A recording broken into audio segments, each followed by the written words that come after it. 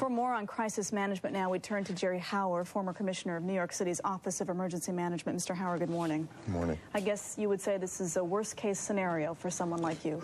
No question about it. As much as you plan for, as much as you do in trying to anticipate things, this clearly is just an incredible event. Can you ever plan, really plan for something like this? Well, you can plan for pieces of it. You can plan for mass casualty incidents. You can plan for search and rescue operations. But the enormity of this thing is just something that you really, in your wildest dreams, you don't think about. I know you personally have spent a lot of time focusing on chemical and biological terrorism threats. Right. So something like this, I mean, it's straight out of a Tom Clancy novel. Well, in fact, one of Clancy's novels did focus on this. One of his novels focused on a plane crashing into the Capitol. And, you know, it is something we've thought about. It is something that has been part of the thinking as you look at planning for these types of incidents. The problem is when you're planning for planes, you really can't prevent these kinds of incidents very easily. I was listening to Ray Kelly, and you know, Ray was talking about airport security. He's right on target. But the bottom line is, when somebody wants to do something like this and is willing to give their life in the operation of an event like this, or in the perpetration of an event like this, they're going to do it. And it is part of what we, as Americans, in our society,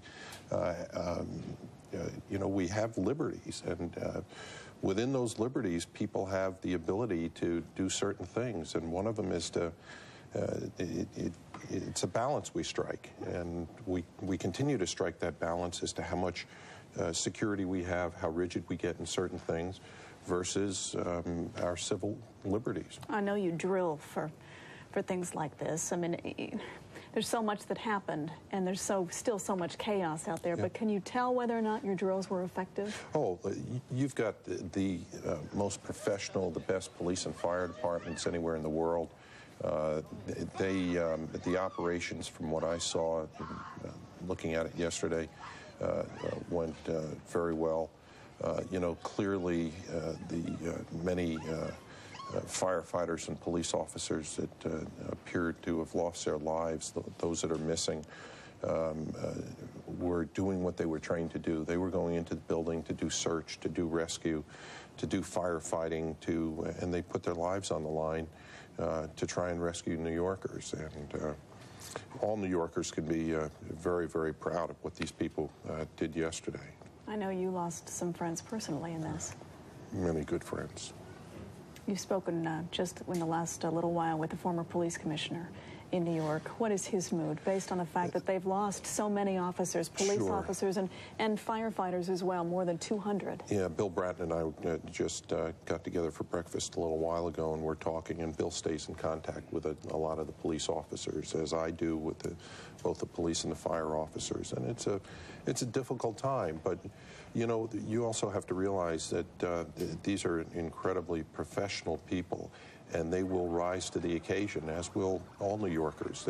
This is an incredible city. We can't allow these terrorists to impact the way we live in this country. So we've got to rise above it. This is a terrible event, but we have to focus and move on.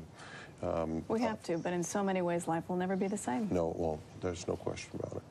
Jerome Hauer, thanks so much. Sure, my pleasure. 10:16 Eastern Time. Bryant? All right.